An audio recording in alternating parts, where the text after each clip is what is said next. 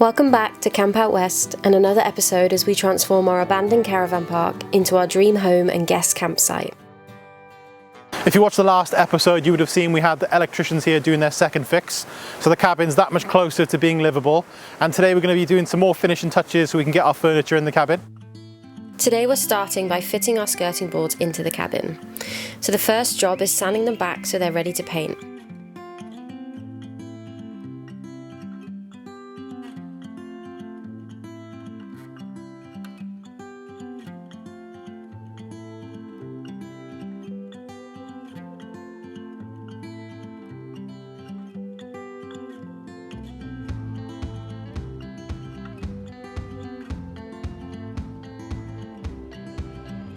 Once everything was painted and dried, we were ready to glue them and nail them into place.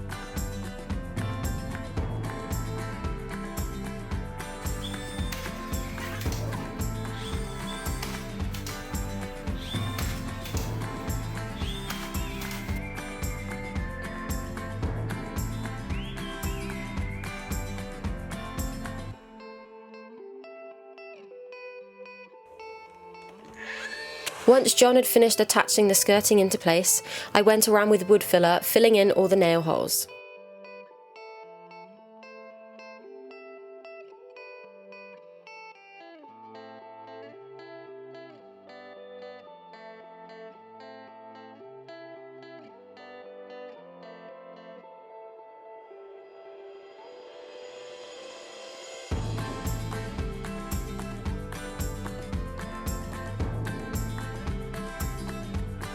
John then went around with some caulk to finish off the skirting board edges and give it a nice clean finish.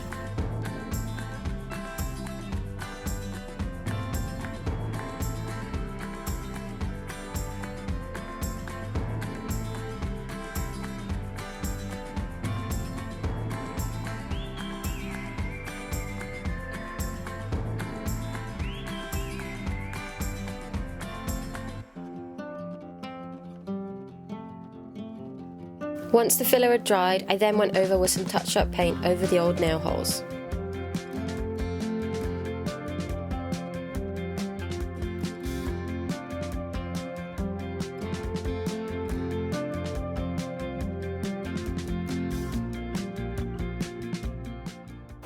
We're finished with our skirtings, really happy with the paint finish, and that bit of caulking has really finished them off really nice. And because the paint we've gone with is like a true white, it actually shows us now the colour difference we've gone for the wall. We weren't sure to start with if the wall colour was a bit too white, but against a true white you can actually see the tonal difference, which is really nice. So our next job before we build the bed is we have to fit the radiator, which is going to be at the foot of the bed. Ideally we didn't want sort of central heating in the form of radiators in the cabin, but because what we're building is a residential caravan, we have to have central heating. So that could either be sort of electric panel heaters, which we thought would be like really expensive to run, but we'd gone down the route of using LPG gas. So we're going to be having a boiler installed pretty soon, which will run a radiator in here, which I think is 3 kilowatts, and then also like a towel rail sort of radiator in the bathroom. So that's going to be the next thing that we're going to fit in place before the boys plumb it in.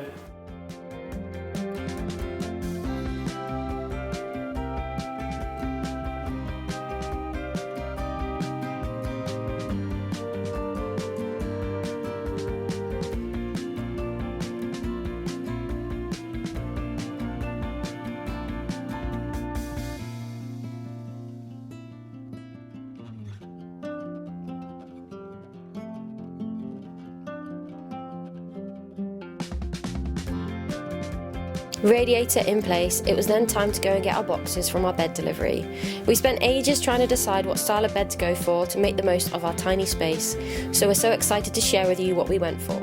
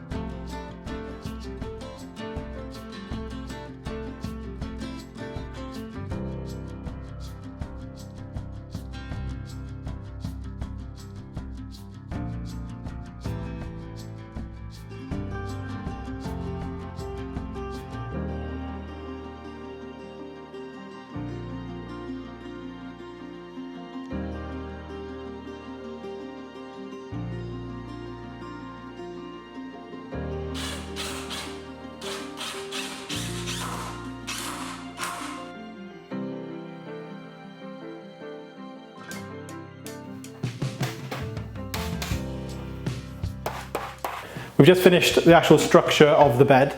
So the next bit is adding these hinges. We haven't explained yet, but this is actually an ottoman bed. So if you're not familiar with an ottoman bed, it's essentially a bed where you can lift the whole mattress and the sort of the sleep platform up, out of the way up here, so you can actually use the whole underneath as a storage space.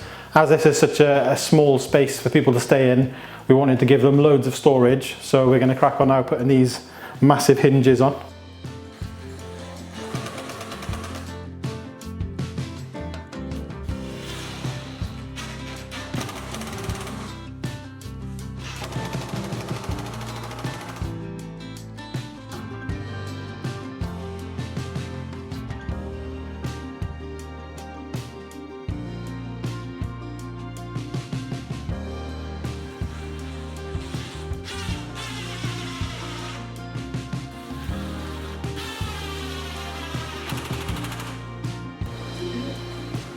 You happy? She's like, is this going to be a bed for me? Is it going to be a bed for you? Is it going to be a bed for you? I think these are both.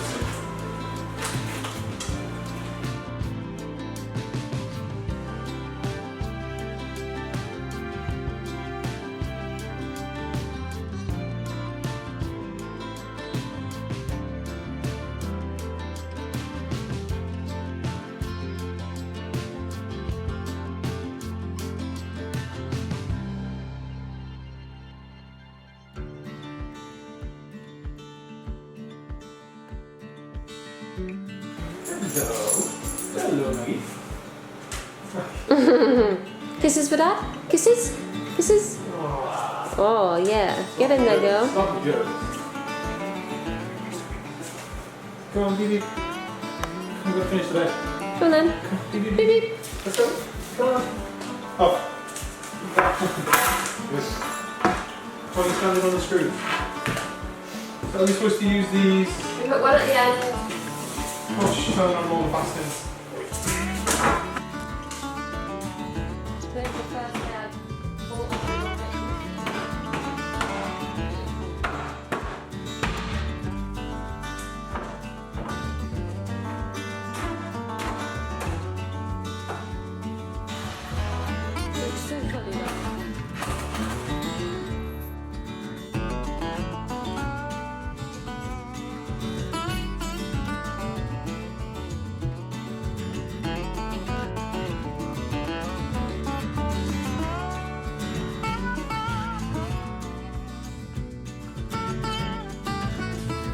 You okay there?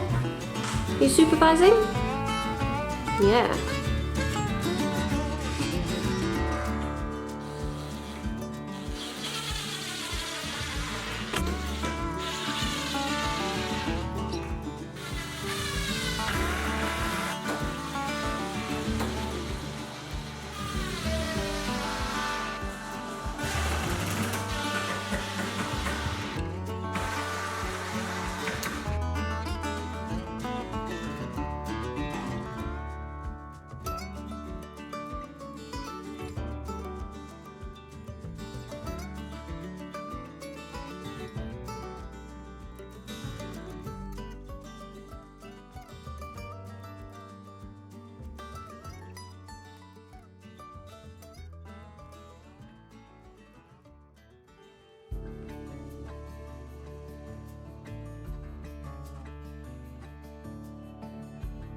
So we've got a sofa, we've got a bed, we've got functioning lights and electric. So yeah, it's really starting to feel like a living space, a bit of a home in here now. Yeah, we're celebrating by having our first cup of tea in the cabin.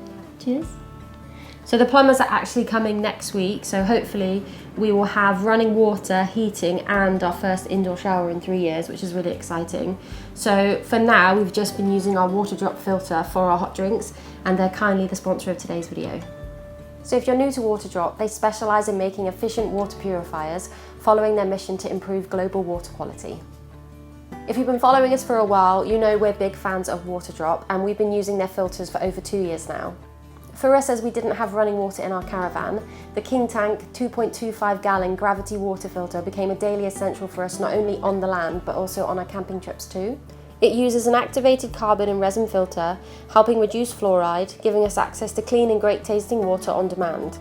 It's made out of 304 food grade stainless steel and is corrosive resistant, which means it's great for outside use, which will be perfect for us in our glamping area and sauna area too, for all our future guests to enjoy. Recently, Waterdrop also sent us their A2 reverse osmosis hot and cold countertop water dispenser. We call this the hybrid of water filters, as not only does it provide us with clean drinking water, but it also has the incredible dual temperature function that can help you make either your favourite hot or ice cold drinks with the press of a button.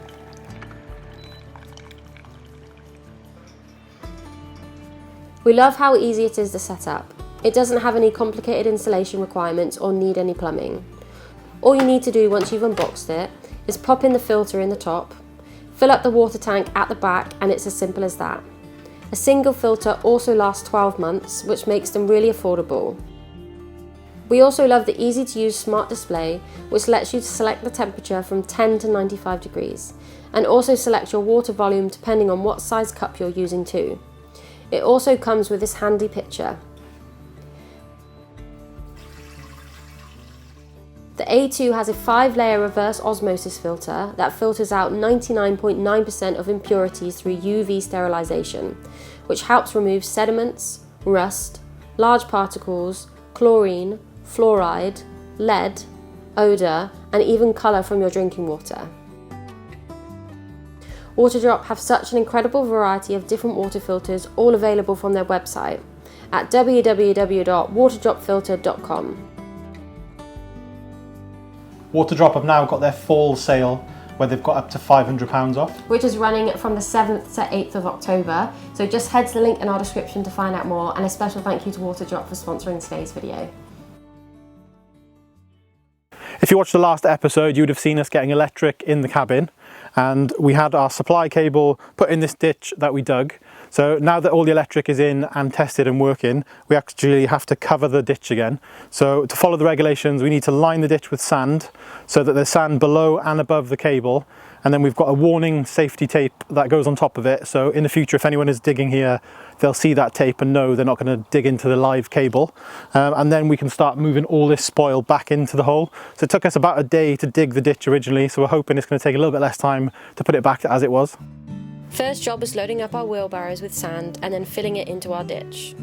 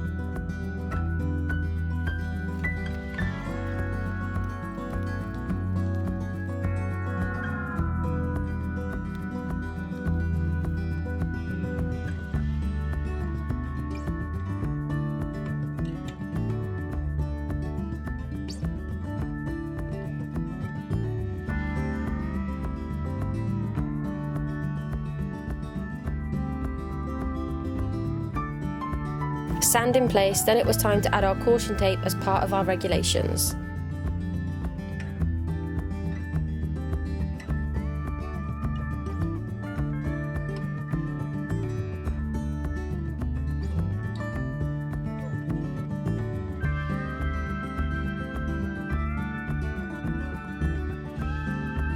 Maggie did the last ditch inspection to make sure everything was up to scratch.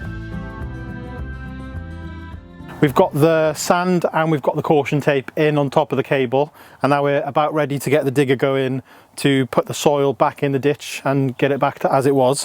One of the problems we had when we dug the ditch is because this is clay soil and it's quite damp, it was clogging up the bucket. So I'm going to take some advice from a lot of people that commented on the last video, and I'm going to spray the inside of this bucket with some WD-40. Just like a light oil, and hopefully that'll stop the clay sticking. And for this job we've put on the grading bucket, which is I think 3 times the size of the digging bucket, so hopefully this will help me move the soil faster and kind of flatten off the ground as I go. It smells amazing.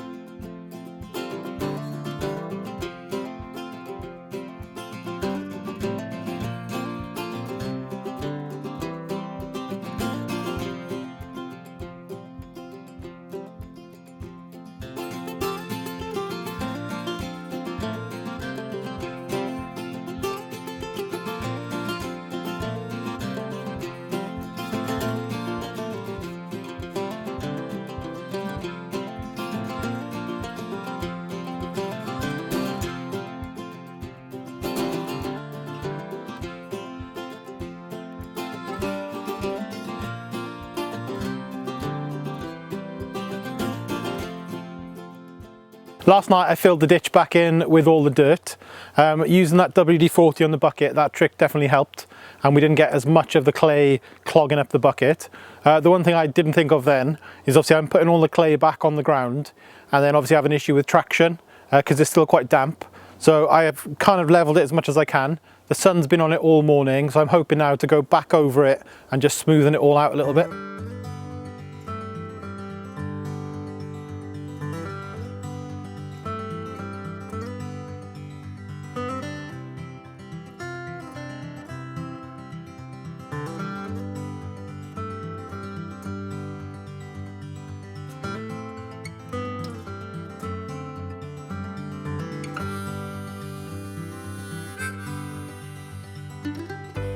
So that's the ditch all filled back in, really happy with how it's gone.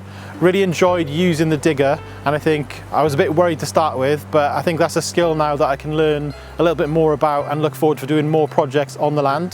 So that's the end of today's video. We've actually got the plumbers booked in next week to come back and fit the boiler and do our water supply. So that's going to be the sort of main last bits for the cabin to make it livable. So we'll see you then. And don't forget, you can get up to £500 off on Water Drop's fall sale. So the link is in the description if you want to have a look at that.